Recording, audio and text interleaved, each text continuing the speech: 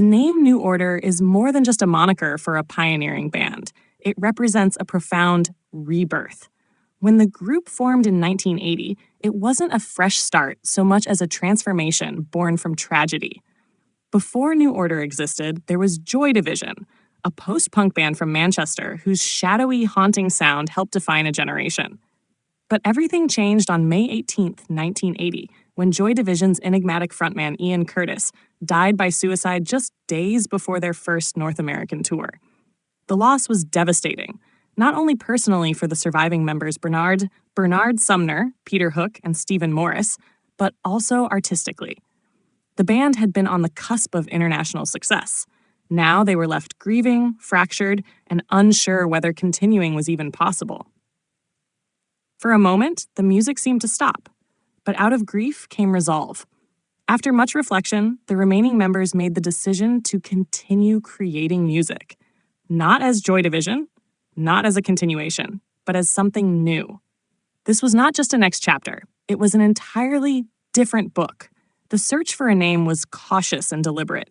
They were adamant about not exploiting Joy Division's legacy. What they needed was a name that acknowledged change, a term that felt both somber and forward-looking. The name New Order reportedly came from their manager Rob Gretton, who encountered the phrase in an article discussing political developments in Asia. It stood out. It was clean, bold, and evocative. It implied structure, evolution, and transformation, a fitting metaphor for where they were emotionally and creatively. Though the name had a stark, even institutional ring to it, it carried no intended political implications. Critics occasionally noted its eerie proximity to fascist terminology, especially given Joy Division's flirtation with provocative imagery. But the band clarified that New Order had nothing to do with politics. It was about progression, a reset, a new arrangement of their world, a life after death. As part of their evolution, Gillian Gilbert joined the band, adding keyboards and guitar to the mix and solidifying the group's new sound. With her came a shift away from post-punk minimalism and towards synth pop and electronic experimentation. Their debut album, Movement, still bore traces of Joy Division's tone, but it was 1983's Power, Corruption, and Lies, and the massive single Blue Monday that defined them on their own terms. The name New Order came to represent one of the most significant metamorphoses in modern music.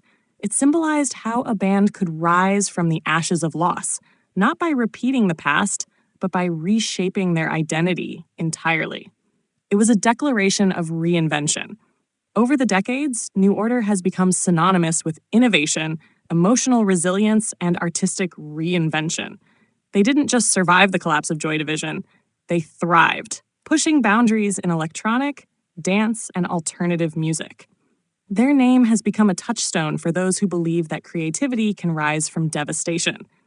It wasn't just a name. It was a statement of purpose. From the darkest places, a new structure can rise, shaped by memory, but never bound to it.